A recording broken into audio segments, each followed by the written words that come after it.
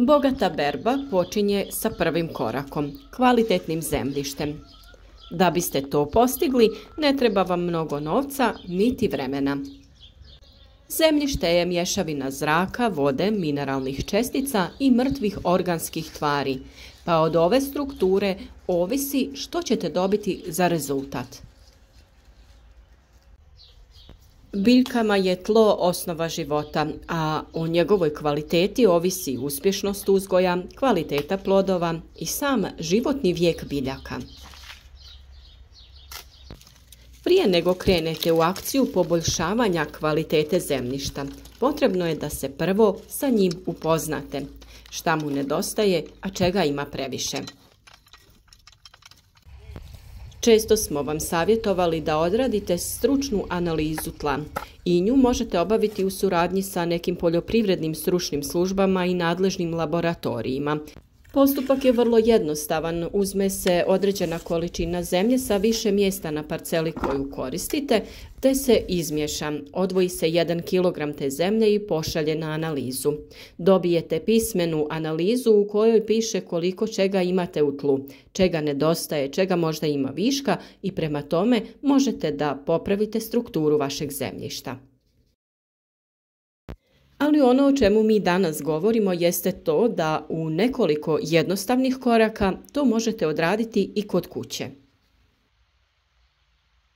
Sadržaj pijeska, gline, mulja i organskih tvari u tlu određuje i njegovu kiselost, to jest pH razinu, a na osnovu ove informacije znati ćete koji bitni minerali okružuju korijenov sustav biljaka.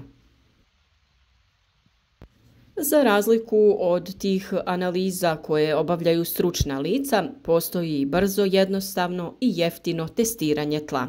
Neće vam dati potpune podatke, ali ćete znati kakvo tlo u vrtu imate, kiselo ili alkalno. Ovaj način provjere koštati će vas samo malo vremena i pokoju namirnicu iz vaše kuhinje. Umjesto angažiranja nadležnih laboratorija, da li je zemlja alkalna ili kisela, možete saznati i sami za samo nekoliko minuta.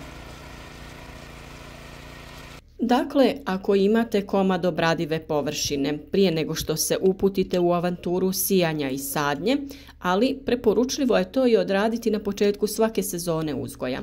Odvojite par minuta kako biste ustanovili čime raspolažete. Znamo da određene biljke zahtijevaju kisela tla, pa to tako možemo i ustanoviti, a također možemo znati kako da popravimo ona kisela za biljke kojima takvo tlo ne odgovara. Za instant analizu tla potrebni su vam 2 tegle ili plastične čaše, malo octa, običnog alkoholnog, soda bikarbona i naravno uzorak tla. Također možete jednu dodatnu posudu i nešto s čim ćete miješati. Zemlju možete uzeti sa jednog mjesta, a možete uzeti i više uzoraka sa različitih dijelova parcele, pomiješati u jednoj većoj posudi te odvojiti jedan manji uzorak za analizu. Potrebno je u posudu ili čašu staviti uzorak zemlje. Nakon što ste nasuli zemlje do pola čaše, dodajte alkoholni ocat i sve lijepo pomiješajte. Koristiti ćemo alkoholni ocat koji svako ima u svojoj kuhinji i može se kupiti u bilo kojoj običnoj trgovini. Radi se o onom sa 9% alkohola.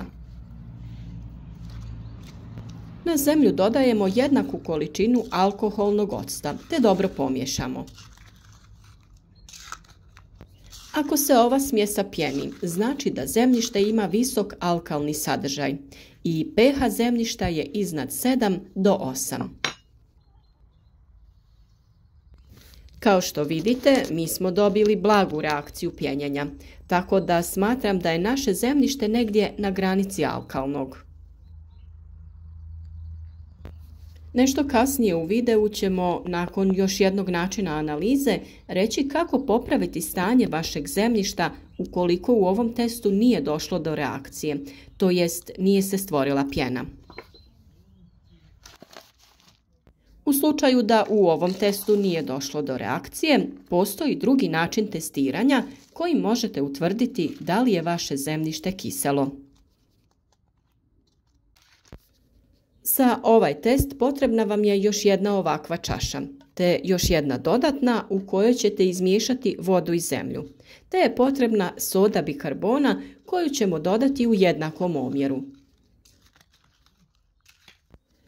U odvojenoj posudi izmiješati ćemo destiliranu vodu i zemlju kako bi dobili srednje gustu mješavinu.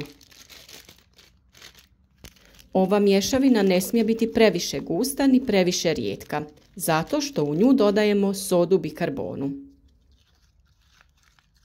Ovim jednostavnim testom možemo saznati da li je ovo zemljište kiselo ili ne. U 1/3 posude sipamo sodu bikarbonu i na to dodajemo mješavinu zemlje i vode koju smo pripremili u jednakom omjeru.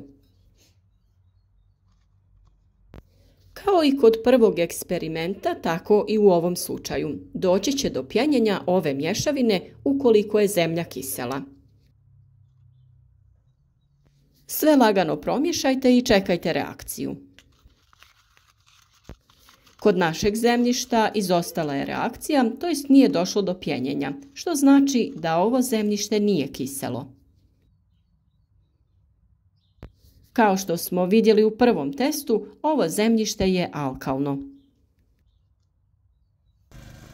Ukoliko je u ovom testu sa sodom bikarbonom došlo do reakcije, to jest pojavila se pjena, to znači da zemljište ima pH vrijednost od 5 do 6, što zapravo znači da se ubraja u kisela tla. Ukoliko ni u jednom ni u drugom testu i dalje nije došlo do reakcije, to jest mješavina se nije zapjenila, vjerovatno se radi o izuzetno kvalitetnom zemljištu stabilne pH vrijednosti 7.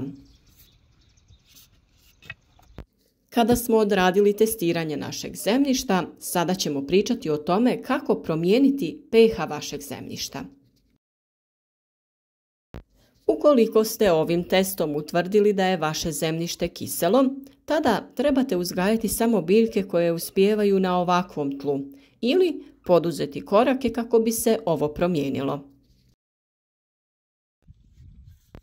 Potrebno je u gornji sloj zemljišta dodati organske tvari kao što su tresetna mahovina, malč od hrastovog lišća i naravno kompost. Cilj je da se postigne pH vrijednost od 6,5 do 6,8, ali taj posao može trajati i 2 sezone. Zemljišta koja imaju pH ispod 6,5 najčešće su vrlo kisela za većinu biljaka. U takvoj situaciji potrebno je koristiti vapno koje će osigurati dovoljno mangana. Vapno je potrebno dodati nakon žetve ili berbe, kao pripremu za sljedeću sezonu, jer mu je potrebno duže vremena da djeluje. Još brže će djelovati pepeo koji će osigurati i kalij. Evo i nekoliko načina kako možete povećati pH vrijednost vašeg tla. Ukoliko imate pjeskovita, primijenite oko 2 kg vapna na 100 m2. Ukoliko je tlo glineno, primijenite oko 4,5 kg vapna na 100 m2, a ukoliko se radi o ilovači, primijenite oko 4 kg vapna na 100 m2. Ukoliko su vaša zemljišta alkalna, to jest želite smanjiti pH vrijednost, kod pjeskovitog tla potrebno je dodati oko pola kilograma sumpora na 100 m2. Kod glinenog tla dodajte do kilogram sumpora na 100 kvadrata, a kod ilovače dodajte oko 700 g sumpora na 100 m2.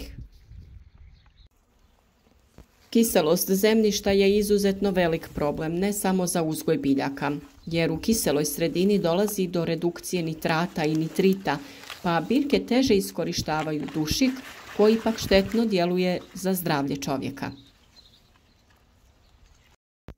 Tačna analiza tla ovisi o uzimanju uzorka na određenoj parceli. Uobičajeno je da se kod uzorkovanja velikih poljoprivrednih površina uzima uzorak po putanji zemljišnog slova W, koje pokriva cijelu površinu. Uzorci se ne bi smjeli uzimati u područjima koja su blizu živica, ispod drveća ili su uz zgrade. Uzorci se uzimaju na različitim dubinama, ovisno za koju se kulturu radi ta hemijska analiza.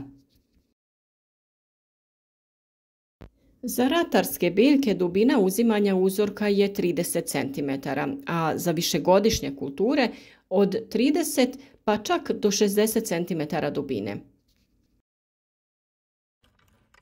Poljoprivredna tla sadrže različite količine kalcija koji u tlu ima dvostruku ulogu, kao kompleksni čimbenik plodnosti tla i kao biljno hranjivo. Kalcij je u tlu glavni neutralizator kiselosti, održava povoljnu reakciju tla, omogućava razvoj korisnih bakterija i potiskuje gljivice. Kalcijem održavamo povoljnu strukturu zemljišta, indirektno poboljšavamo razgradnju organske tvari i aktiviramo druga hranjiva, a za biljku je važan i kao građevni element. Mjerenje i utvrđivanje pH vrijednosti zemljišta, osim standardnog laboratorijskog načina, moguće je utvrditi direktno u polju pomoću pH metra. Ovo su mjerači koji odmah određuju trenutne vrijednosti, elektroprovodljivost rastvora i sadržaja ukupno rastvorljivih soli u zemljištu. O temi šta je to pH vrijednost tla i kako uzeti prave uzorke za analizu smo već govorili i video naravno možete potražiti na našem kanalu. Naš rad podržite sa like, podijelite video sa prijateljima na društvenim mrežama kako bi i drugi imali koristi od naših savjeta.